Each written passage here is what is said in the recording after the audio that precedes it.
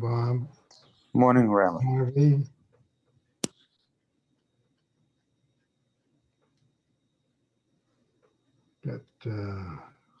I'm going to start with the sponsors, and then we'll pick up from there, okay? Usually Marvin and Steve are on ready, but we'll see. Learning sponsors for the year. Dr. Paul Koningsberg in memory of his brother, Dr. Sam Koningsberg, Shimon Ruven ben Labush, and Ed Goldberg's cousin, Nissen Hara Nissen ben Fardosa.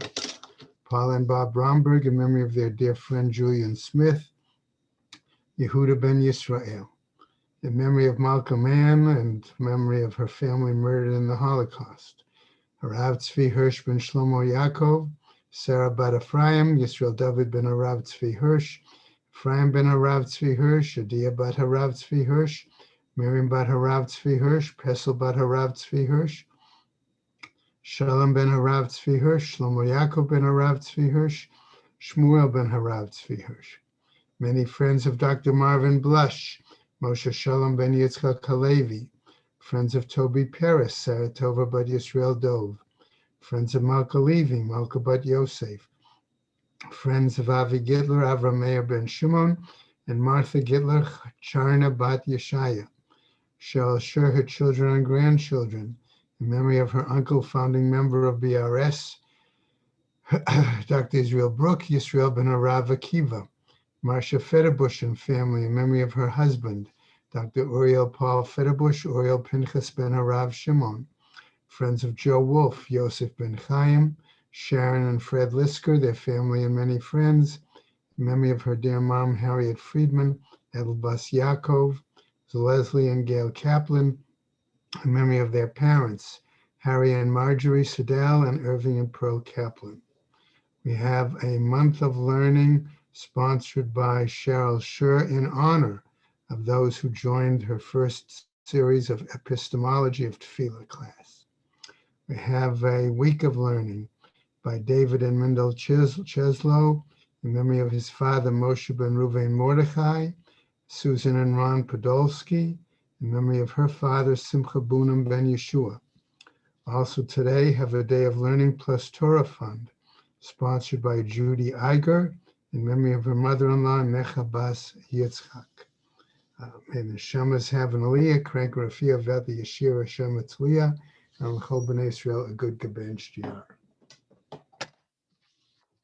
Okay. Let us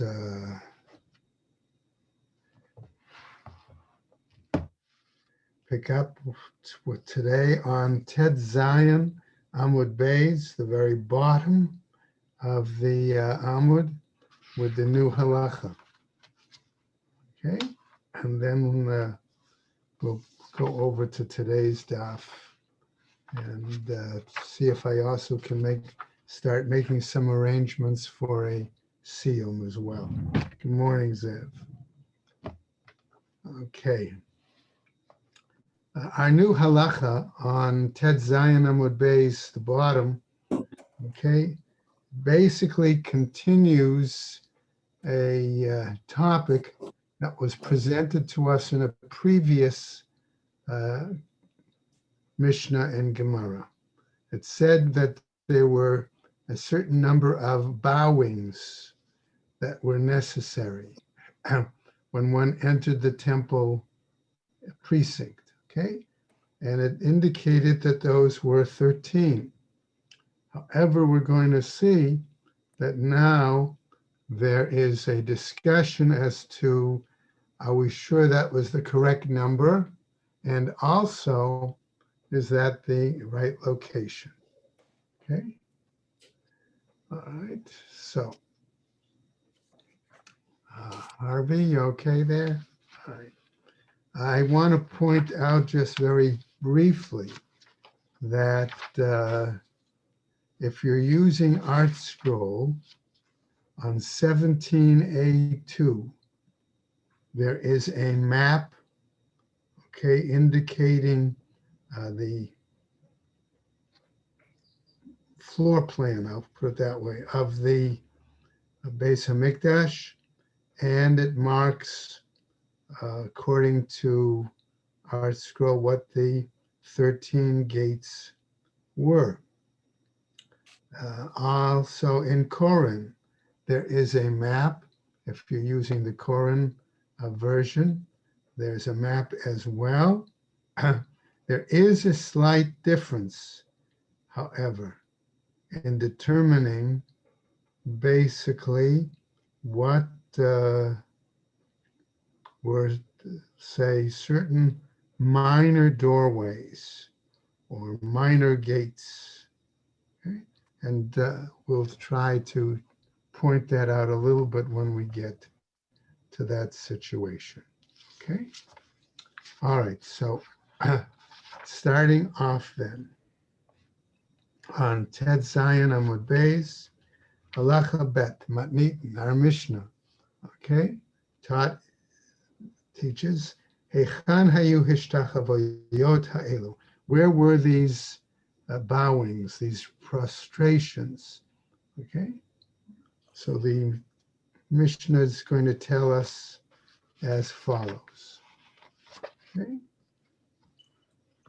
Arba b'tzafon, there were 4 in the north, va'arba b'darom, 4 in the south, shalosh b'mizrach, 3 in the east, ushnayim b'ma'arav, and 2 in the west.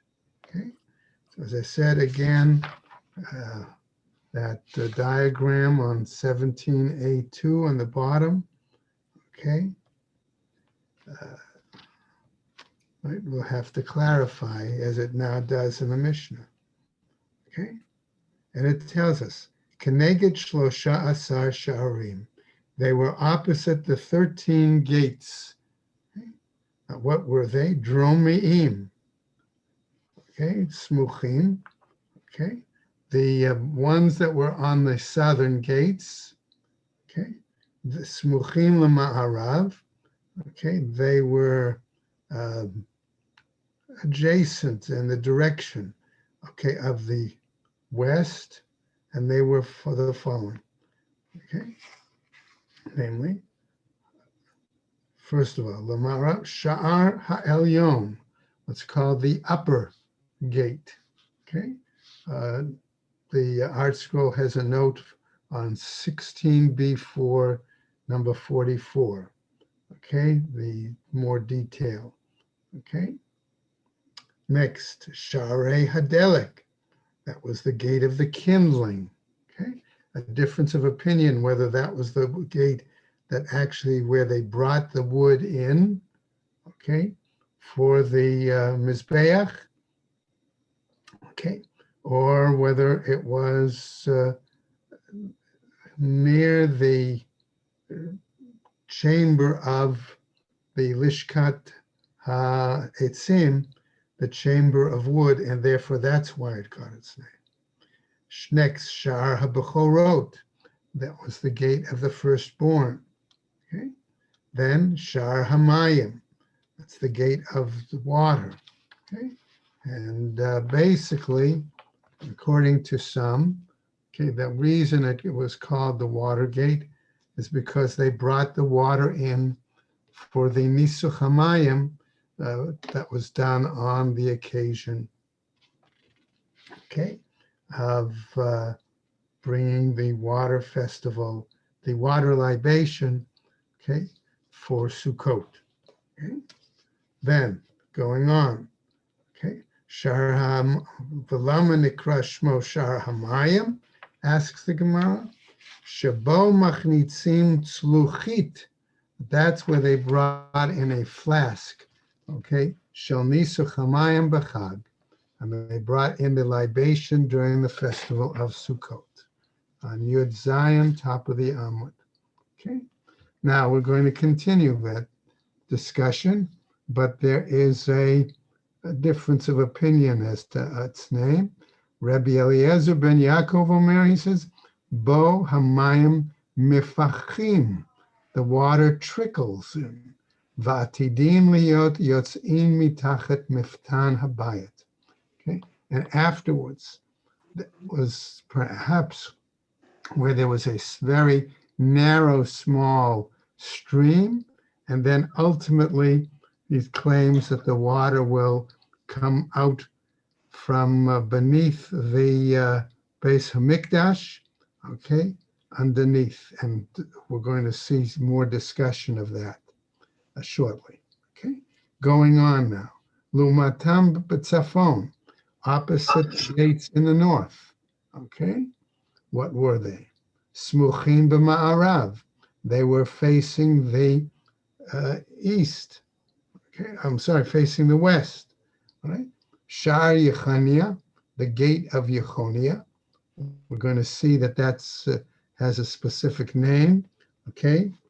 Discussion to follow in the Gemara. Right. Shar HaKorban. Okay, the gate of the offerings. Again, some discussion as to the fact that since the Kodshe Kadoshim were slaughtered in the north, that perhaps was where the animals for those purposes were brought in. Shar HaNashim, gates of the women, where the women could come up to that point, okay, or actually entered if they were going to enter the temple precinct close where the sacrifices were, so that if they were going to do smicha on an animal, they could come in that way. Shar Hashir, the gate of song, again, regarding where the Levites would come in. V'lama nikra shmo Shar Yechania, and why was it called the gate of Yechonia? Shabo yetza Yechonia begaluto, because that was the gate in which when King Yechonia, okay, was required to go out to his exile to Babylonia, the first exile, okay, for which he left. Art Scroll and Koren both have a slight discussion as to when Shlomo built the temple, how it could have been that he would name it in advance that particular gate, or whether that gate received that name only later. Sheba Mizrach, okay, in the east, Sha'ar Nicanor was the gate of Nicanor. Okay, that was important, remember, okay, and it tells us, Ushne Pish Pashin, there were two minor doorways, I'm going to translate it. They're called wickets also, but it's a door within a larger gate door, okay, all right? So anybody who's been to Yerushalayim, you can see that in some of the actual gates, okay, Hayulo. So there you had the Nicanor gates and the two smaller gates. Some argued that those gates were inside the larger Nicanor doors. Others argue, no, that they were not inside those gates, but on either side of those large gates. And that's one of the differences between Art Scroll explanation and the Koran explanation, because the Gemara tells us, Hayulo, echad mimino, ve'echad mismolo, one on the left and one on the right. Okay, so that's why Art Scroll argues that they were not in the gates themselves, but next to them. Okay, whereas Koran said no, they were one was in the right hand larger gate and one was in the left hand. Ushnayim b'ma'arav, and two gates in the west. Okay, there, right, that was what happened. V'lo haya lahem shem. They did not have any name. Okay, our Gemara now is going to clarify these number of gates and some discussion of their location. Okay, Gemara matnitin Abba Yosef ben Yochanan here. Our Mishnah is according to Rabbi Yossi ben Yochanan, the Amar Keneged Yud Gimel Sha'arim, who said it was opposite the 13 gates. Bram, however, Karabanan Shiva Sha'arim Hayu. According to the rabbis, there were only 7 gates, ba'azara, in the temple precinct. Okay? Al da'ate, the Rabbanan, according to the view of the rabbis, Hechan hayu hishtachavuyot halalu, where were these bowings, right? Kihahi de tanin and tman, like that which we taught there. Yud Gimel Pratzot. There were 13, let's call them, breakthroughs, okay? Shahayubo Shepartsum Malchei Yavan, that the Greek rulers, when they attacked the city, okay, broke through, all right? In other words, the Syrian Greeks, okay? V'chazru v'gardum b'nei Hashmonai, and when the Hasmoneans, okay, came back and took control and ruled the country, they then blocked up these breakthroughs. Now, B'nai Hashmonai could be, in general, the Hasmoneans, or it could have been thought to be Shimon, okay, who was the last of the brothers and who actually established the Hasmonean dynasty. Okay, V'gazru kenegdan Yud Gimel hishtachavayot, and they decreed opposite them these 13 bowings, prostrations. K'tiv, as it's written, V'haya bayom hahu yatzu mayim chayim miYerushalayim b'gomer. Okay, and now, okay, we see that a new statement wants to tell us, okay, something else, right? What is it talking about? That in the future, at the time of the Mashiach, there will be a large flow of water, okay, that spring water will issue forth from Jerusalem. Now, Tani, okay, we're taught at this point, right? Okay, Mibait Kodesh Kodshim ad haparochet, kekarne sile uvechile, okay, implying that there was this, I'll call it a trickle, a very thin kind of stream of water. And according to the Gemara, it was so thin that it was like the antennae of these kinds of snails, sile vechile. So that was one part. Then it began to widen. Min parochet ad mizbeach, from the area of the parochet and the hechal up to the outer mizbeach hazahav, until there, kikarnei chagavim. It grew a little wider, this stream, like the antenna of a grasshopper. Mimizbach hazahav ad azarot, from the golden altar going out into the courtyards, kichut shel sheti. It was wide enough to be like the thread on the warp of a garment. Okay. Min ha'azarot ad miftan, from the courtyards in the temple to ad miftan habayit, okay, up to that point, kichut shel arev. It was like wider still, like the threads on the woof of a garment. Mikan ve'elech, from there on, kimipei hapach. Okay, then it was wide enough to be similar to the opening of a cruse of oil. Okay. K'tiv, and it's written there, v'hinei mayim mefachim min hakatef hayaminit, b'tzeit ha'esh kadim b'kav b'yado, v'yimod elef ba'ama v'yavirena b'mayim me afsayim. Okay. So in other words, what happened was as follows, that water in the future, okay, would grow and continue, and what would, and ultimately, how deep was it? Okay, at first, says the text, that it would go up to ad karsula, up to somebody's ankles. Vayimad elef vayavi rain b'mayim me berkayim v'ad bercheya.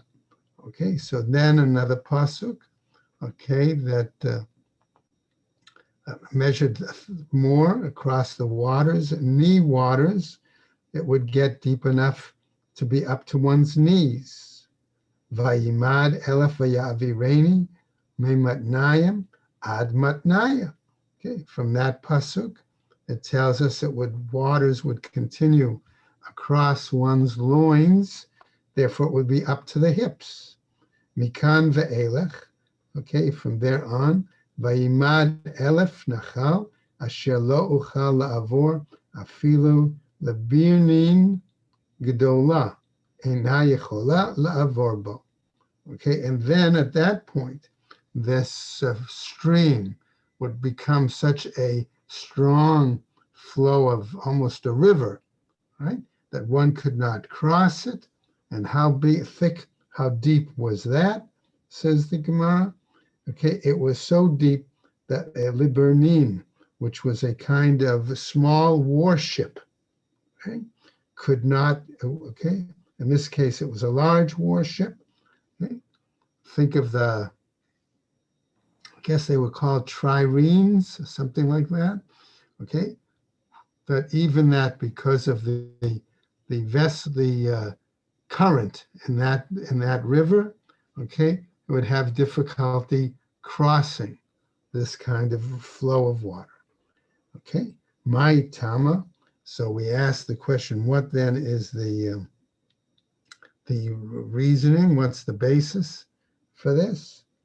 Okay, and it says that see adir lo ya'virenu mipnei ma. For what reason was it that we say that the vessel, okay, could not cross this channel, this body of water? Okay, ki ga'u hamayim, because the water swelled up. Okay, misachu, they were so strong, okay, that they were sachu waters, like an impassable stream. Mahu mesachu, what do we mean by that? Milishtot, all right? Shot, that one could not even swim across it. That's how strong the current was. Now, Amar Rav Huna is making a comment here. Ba'atrin, in our place, Karu Lashita Shechuna. We call just a different name for swimming, okay? We called it Sachvana, okay? Namely, that's a connected, we'll play on the word of Sachu. Another pasuk, Uparash Yadav Bikurbo Ka'asher Yifros HaSocher Leschot. Okay, the pasuk telling us he'll stretch out his hand like a swimmer does, stretches to swim. Okay, Mahu Leschot, what do we mean there? When he says Leschot, to swim, okay. Amar Rabbi Yossi B'Rebbe Ben says Miyin Damit Malin Ba'alma. Okay, he's saying it's like water, okay, in terms of the entire world. In other words, the implication is it was like the oceans. That's how deep this river would be, exiting Jerusalem in the future. Okay. Now, continuing by citing another pasuk, K'tiv bayomahu yiyeh makor niftach lebeit David u'liyoshvei Yerushalayim lechatat u'lenida. Okay, that this flow of water would be so strong for the house of David and the people of Jerusalem. So, what explanation was given for that part of the pasuk? Rabbi Shmuel bar Nachman, B'Shem Rabbi Yonatan, Beit David va'ad Yoshvei Yerushalayim, Ksherim Lenida L'chatat. Namely, the water was deep enough and it was pure enough so that people could use it for ritual immersion either from being, if they're tahor, to become tahor, or in situations of menstruation. Mikan ve'elech, okay? But he said later on, after that water flowed further, okay, down from Yerushalayim, ve'elech mei ta'arovotem, that was mixed water. In other words, it was not pure water, but instead it was a mixture of spring water and rainwater. And as a result, ksherim lenida, psulim lemechatat.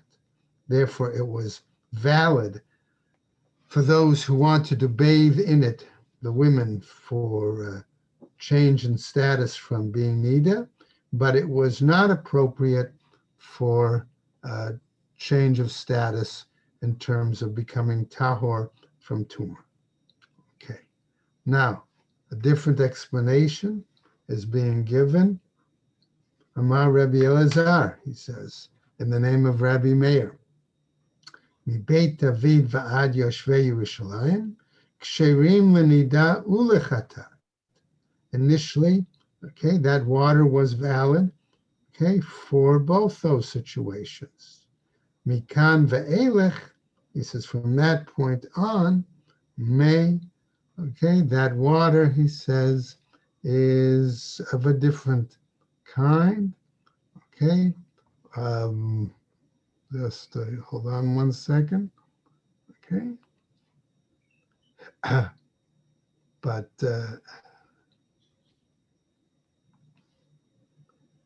okay, may taprisot, he said. That was water that was on slopes going downhill, okay? And because it was going downhill, okay, again, that water was problematic, okay, and disqualified for both nida or chatas, right? Heim psulim v'nida ulechatas. Okay. Now, again, we get to another pasuk, right? Now, all of these talk about additional aspects of water. K'tiv, it was written again from Yecheskel, Vayomer Elai Hamayim Ha'ela Yotzim El HaGalilia HaKadmona, right? Zeh, right? So that he's talking about waters going out to the eastern Galilee. Okay, what does that refer to? Yam Shel Samcho, or Sibucha. Okay, that is considered to be the northern Galilee, what we would call today the Hula Valley, the Hula Lake. Viardu El Ha'arava, okay, and the fact that the water from there then went down to the Arava, to the area of the plain. What was that referred to? Okay, Ze Yam Shel Tiberia, that was the Sea of Tiberias. Okay, Kiner. Okay, Uba'u Hema, right? Ze Yam HaMelech. Okay, and then they came out to this, to what? To the Dead Sea, right?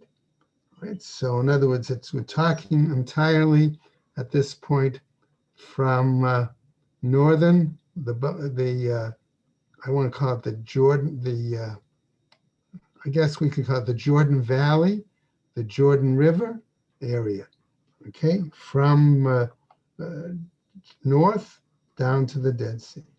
El Hayama Hamutzaim, and that went out to the, I guess we could call it the Great Sea, the expanding sea. Zehayam Hagadol, that was considered the Great Sea, the Mediterranean. V'lama nekrashmo Motzaim, and why was it called the extended or the Great Sea?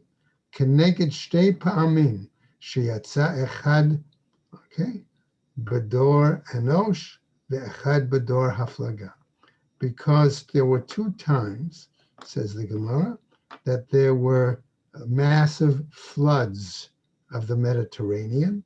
That's what it's suggesting. one in the generation of Enosh and one in the generation of the flood. So that is the suggestion. Now, Rabbi Lezer, B'Shem Rabbi Chanina, wants to comment and tell us, Barishona Yatsa Ad Kalbiria, that at the first time that it flooded, it went as far as Kalbiria. Now, Kalbiria happens to be a location on the south of Italy, right? Ubishnia Yatsa Ad Kifi Barbaria.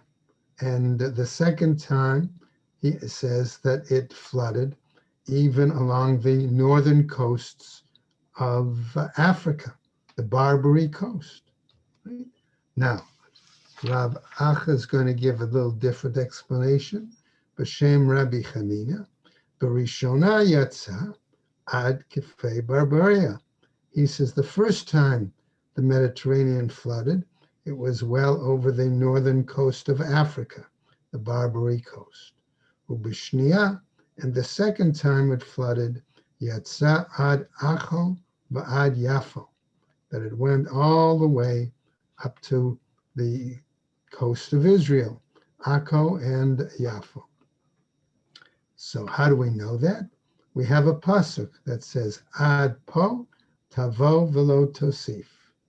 When it says ad po, they understood it to mean ad acho, tavo velo tosif, that it went up to Akko and it did not continue past that. Right? Furthermore, po yashit b'gaon galech. Then we have another pasuk, all right, that says, in the waves flaunt the majesty. Ad Yafo, Ashit Gaon Galech. Okay, up to Yafo, that the waves would flow. Now, Mecha Yama Rabba V'Yama de Milcha. Okay, that's understandable, he says, okay, that if this stream from the temple flowed down, okay, it could flow down all the way to either the Dead Sea or to the Mediterranean. Okay? So that's his point, okay, of telling us.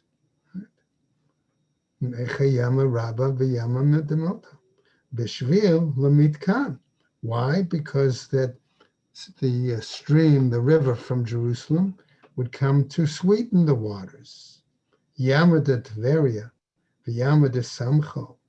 Okay, right, regarding the Hula Valley Lake and the Lake Tiberias, the Kinneret, okay, the Rabbota Dagatam, that would the river from Jerusalem, if it flowed down to there, it would be to increase the kinds and the multitude, the numbers of varieties of fish, right?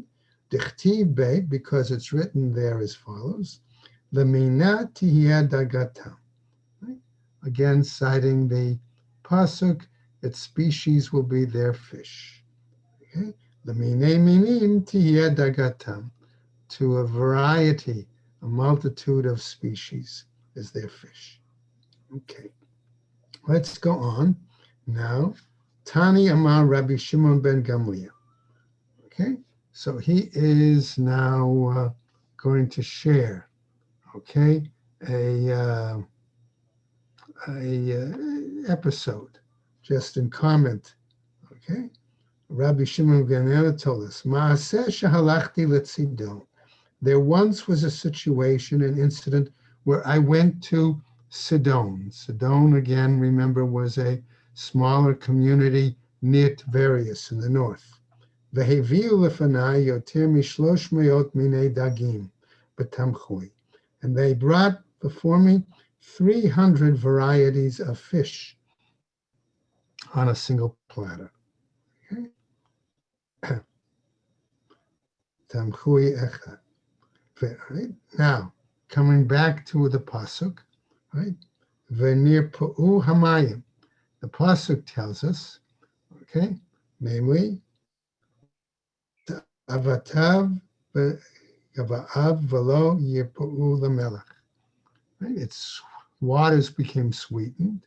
Swamps and pools became sweetened. They would not set aside for salt. So how do we understand that reference to the water? Tiv v'nirpa'u hamayim va'atamart. Okay, on the one hand, you say the water was healed, and then you say, v'lo yirpa'u hamayim, that the water was not going to become sweetened. Makom hu ushmo v'lo yirpa'u. That namely, when we say lo yirpa'u, we're talking about a place and not a situation, right?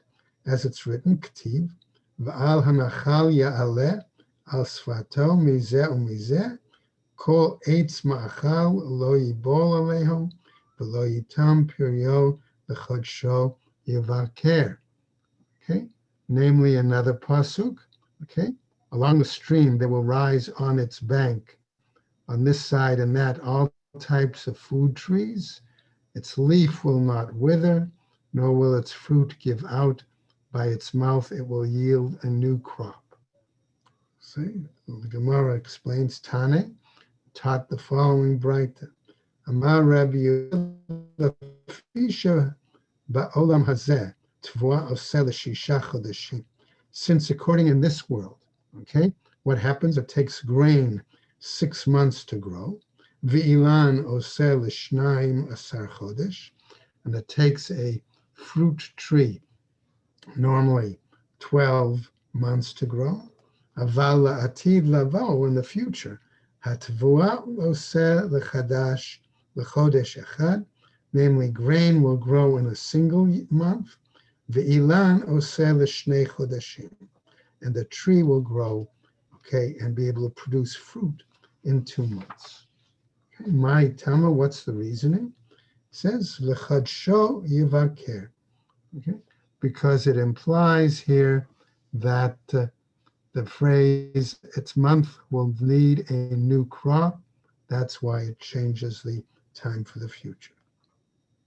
Amar Rabbi Yossi, לפי שהעולם הזה, התבואה עושה ל6 חודשים, ואילן עושה לי"ב חודש. Okay, we said that. אבל לעתיד לבוא, התבואה עושה לט"ו יום, ואילן עושה לחודש אחד. Okay, he's interpreting it differently, Rabbi Yossi, that in this case, okay, there's the situation that we saw before, that grain was 6 months and a fruit tree was 12 months, but in the future, grain will be produced in 15 days, and a fruit tree can produce in 1 month. Shekain matzinu she'asa tvoa b'yamei Yoel ל15 yom v'karev mimena ha'omer. And such we find a reference, okay, to that in the days of the Yoel, okay, that they were able to collect the Omer much earlier, okay, in that situation. Now, Ma'itama, says the Gemara, what's the reasoning? Uvenei Tzion, again a pasuk, Gilu v'simchu b'Hashem Elohechem, ki natan lachem et hamorah l'tzedakah, v'yored lechem geshem, moreh u'malkosh b'rishon. Okay? So we see again the pasuk telling children of Zion, be glad, rejoice in Hashem your God, has given you a teacher for righteousness, brought down the rain for you, early and late rain in the first month. Okay? Now, we've been seeing this discussion, so the Gemara picks up. Uma mikayim Rabbi Yossi l'chadsho yivaker b'chol chodesh v'chodesh yihiyeh mavaker va'alehu letrufa. Okay, what does it mean that Rabbi Yossi is saying that this pasuk, when it says renewed each month, that it will mean actually that a new crop will come out each month, okay, and the leaves will produce some sort of a medicine, a medication, okay?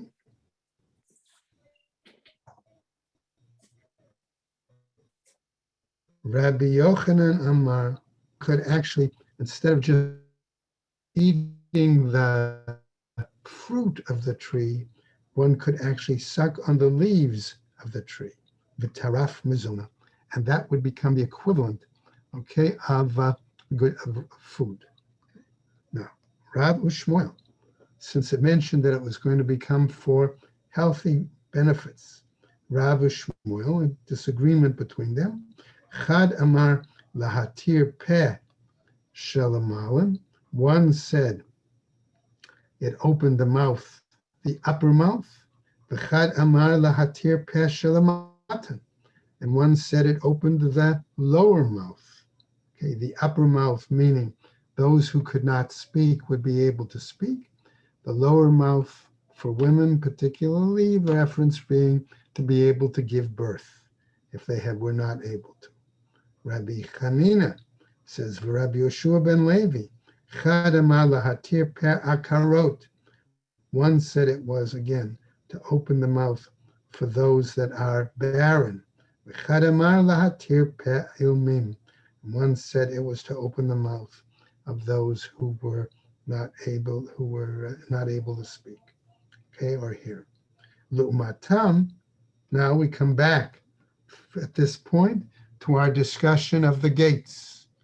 Okay? We said Lu'matam b'tzafon, and opposite those gates in the north, right? At motzei b'sha'ah sha'ala Nebuchadnezzar lekan.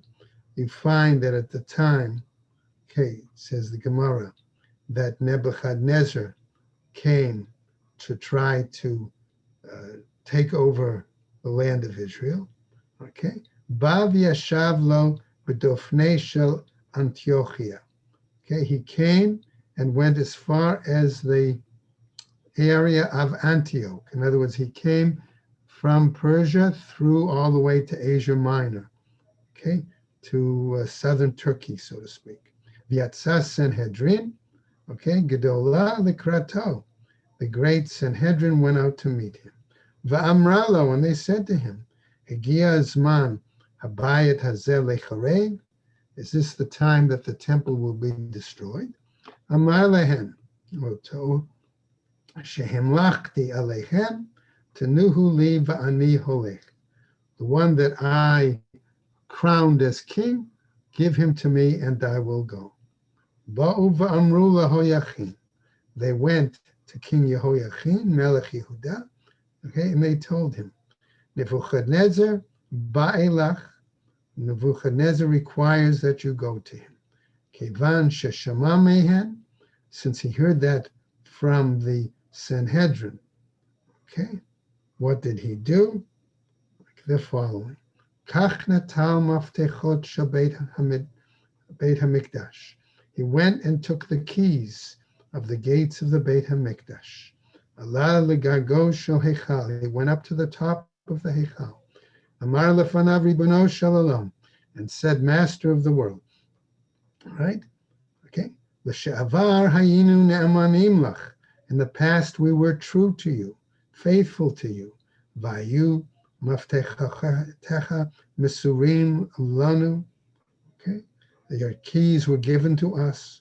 Achshav she'enani anu ne'amanim. Now that we are no longer trustworthy or faithful to you, harei maftechot mesurim lach. The keys are given back to you. Trin Amoraim. There were two Amoraim who recounted what happened. Chad Amar Zarkan. One said he simply tossed the keys up in the air. V'od lo yardu, and then they further did not come down. V'chad Amar ba'a kimin yad. Okay, and another said it was as if a hand from heaven came down. V'nataltan miyado. Okay, and took them from his hand. Kevan shera'u kol chorei. Let's go to the next Amud. Since all of the chorei Yehuda, all the nobles of Yehuda saw this, Lula Rosh Gagotean v'naflu v'metu. They went up to the top of their homes and jumped off and died. Hada hadechtiv, as it's written, following, right, the following reference. Okay, Masa Gai Chizayon, Malach Efo Ki Alit Kulach Legagot. A prophecy about the valley of vision, namely Jerusalem. What happened now that you ascended the rooftops, a tumultuous city. Shu'ot Mal'a Ir Chomeha Begomer. Okay, because of all that were slain. New halacha. Okay, Matnitin, our Mishnah teaches Yud Gimel Shulchanot Hayu B'Mikdash, that there were 13 different kinds of tables in the temple. Right? Shmone Shel Shayesh, 8 of marble, B'Beit HaMitbachayim. That was in the area of the slaughtering. Okay, Sha'alehen Medichin Et HaKorbayim. That there, that's where they cleaned and washed the internal organs, okay, of the animals that were being offered. Ushnayim b'ma'arav, okay, and 2 were on the west, hakeves of the ramp. Echad shel shayesh, 1 of marble, ve'echad shel kesef, 1 of silver. Al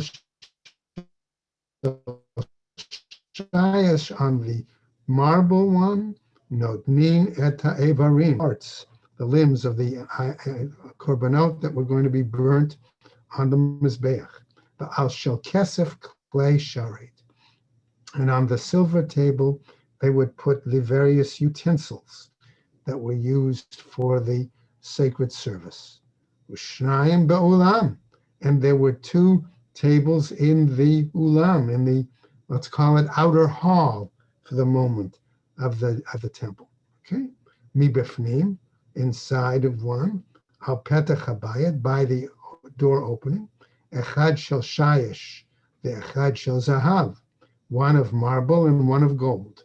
Al shel shayesh, notnim lechem apanim b'knisato. The one of marble, that's where the Kohanim would put the Shabbos lechem panim when they came in. The al shel zahav b'yetziato. And they would put on the gold table when the Kohanim would remove the week-old lechem panim and put it there. They make no reference to the 93 vessels from the, very strange. There's no comment regarding them whatsoever. They're talking about. Yeah, Art Scroll didn't, but Koren said no, that the vessels that they're referring to are those that were used only inside the Beis HaMikdash, not the ones used outside. Okay, all right, so what happens? So he said, right, why did they do it that way? The al-zeh shel zahav b'yetziato. Why on the gold one when they left? Shema'alim b'kodesh v'lo moridin. That since the lechem apanim was sanctified, okay, one doesn't reduce its status. Okay, now what happened? Going on. Echad shel zahav mibefnim, 1 inside. Sha'alu lechem apanim tamid. Okay, and the other is that they would always. Others say it was fact that you always had to have lechem apanim on a table, and therefore always keep it, even if it was more than a week old.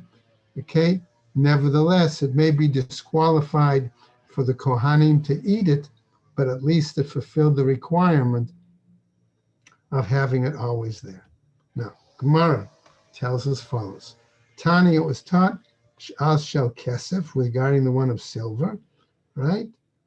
Let's go on. We'll skip the parenthesis. Rabbi Yossi b'shem Rabbi Shmuel bar Rav Yitzchak, in the name of Rabbi Hanania, tells us as follows. What? Namely, Mate ba b'shem Rabbi Yochanan. Okay, and he wants us to see, okay, that he cited it in the name of Rabbi Yochanan, the following: Lit kan shel kesef.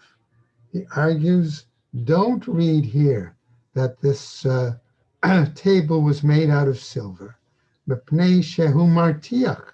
Why? Because if it were a silver, okay, the table, it would heat up, and that heating would cause the bread the to rot, to turn bad. Lo chen tani, and so therefore it was not taught that way in the Braita. Ze echad min hanisim shenasu b'Beit Hamikdash, that it was one of the miracles that occurred in the Beit Hamikdash. Shekashem shahayu manichim oto chom, that the same way that they would bring it in and put it the lechem panim while it was warm, kach hayu motziin oto chom. So likewise, when they removed it a week later, it still was warm. Shanamar, as it said, okay, the following, Lashum lechem cham biyom hilakcho, that it was warm on the day that it was removed. Now, Rabbi Yoshua ben Levi, he says, Ein maskirim ma'aseh nisim. Don't say it simply based on the idea of it being a miracle. Okay? Now, what happens? Ba'un kume Rabbi Levi. The students in the yeshiva asked a shaila before Rabbi Levi, or Rabbi Ela. Lo hayasham lechem mahu lahanicho l'shabbat haba'ah. If there was no bread, okay, what happens? What could they do, right? Would it be left over from the previous week? Okay, mahu lahanicho l'shabbat haba'ah. Would they leave it for the following week? Amar lahon. He said to them, Kativ, it's written, V'natata al hashulchan lechem panim lefanai tamid. Okay, the pasuk says clearly, right, that the bread table, make the place on the table of panim bread before me always, continuously. Lechem panim afilu psul. The lechem panim, even if it becomes unfit.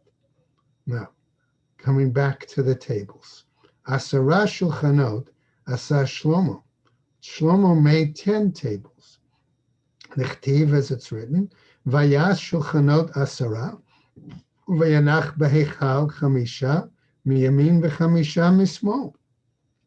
That he made 10 tables, 10 on the right in the sanctuary, 5, on the right, and 5 on the left. Okay, so the Gemara now tells us, Ein temar chamisha b'darom b'chamisha b'tzafon.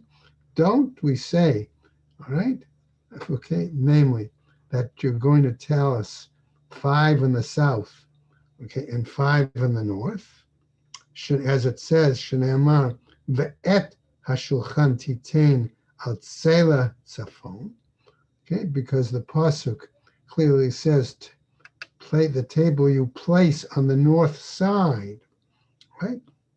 Ma Talmud lomar. So therefore, what does it mean? Chamisha miyamin, v'chamisha mismol. 5 on the right and 5 on the left. Ela chamisha miyamin shulchano shel Moshe. But rather 5, all right, to the right of the table of Moshe. V'chamisha mismolo, and 5 to the left. Afal piche, nevertheless, lo haya misader ela b'shel Moshe bilvad. But rather, says the Gemara, that it was the table of Moses that was in the middle.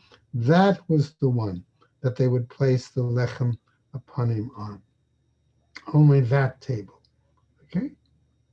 Shneamar, as it says, et hashulchan asher alav lechem hapanim. That table upon which the lechem hapanim. Okay, implying that table, one table. Now, Rabbi Yossi b'Rabbi Yehuda, Omer, al kulan hayam misader. He disagrees, and he said that they would arrange the lechem hapanim on all the tables. Shneamar, citing a pasuk, et hashulchanot va'alehem lechem hapanim. On the tables, arrange the lechem hapanim, right? So what happens, says the Gemara? Tani, we have another Braita. Okay? And it teaches as follows.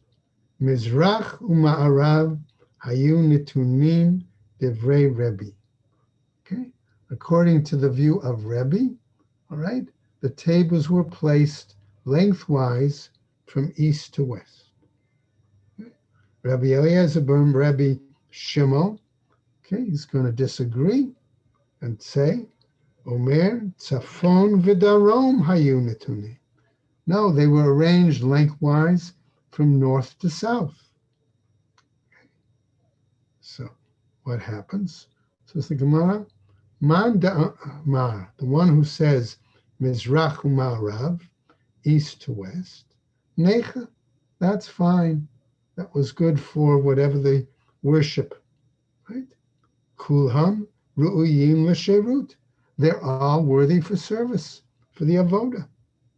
Man da'amar tzafon v'darom, according to the one who says from north to south, Nimtza shulchan b'darom, we would find then a table, okay, in the south, okay, but aren't we told that the Kodshe Kadoshim were only to be slaughtered in the north? How is that possible, right? Nimtza shulchan b'darom, then let's just go over a tiny bit, u'menorah b'tzafon. That would seem to tell us then that then the candelabra was in the north. Vahatani, but wasn't it taught elsewhere in a Braita? Hashulchan haya natun michatzi habayit v'lifnim, that the table was placed in the inner half of the house. Right?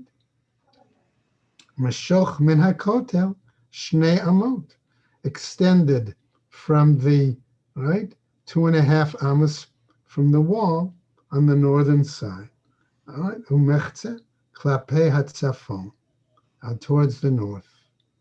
Right, umenorah kenegdo b'darom, and the candelabra, the menorah, was opposite in the south. Right? So what happens? Going to tell us then further the other locations of other objects. Mizbach hazahav, the golden altar, haya natun be'emtza habayit, that was in the middle of the house. Cholek et habayit mechatzio ulefnim, okay, and that would divide the house in its inner half. Mashuch kim'a klapei tzafon, drawn somewhat towards the outside. V'kulhon haya natun mishlish habayit v'lifnim. Okay, and they were all placed inwards, the first third of the house. We're going to stop there, okay, and we'll pick up where the Gemara continues tomorrow on Yud Chet, clarifying for us whether there is a problem with these braitas or whether there's an explanation. Okay? So everybody take care. Thank you very much. Thank you. Have a great day, everyone. See you, everybody. Have a great day. Bye. Bye-bye. Very nice.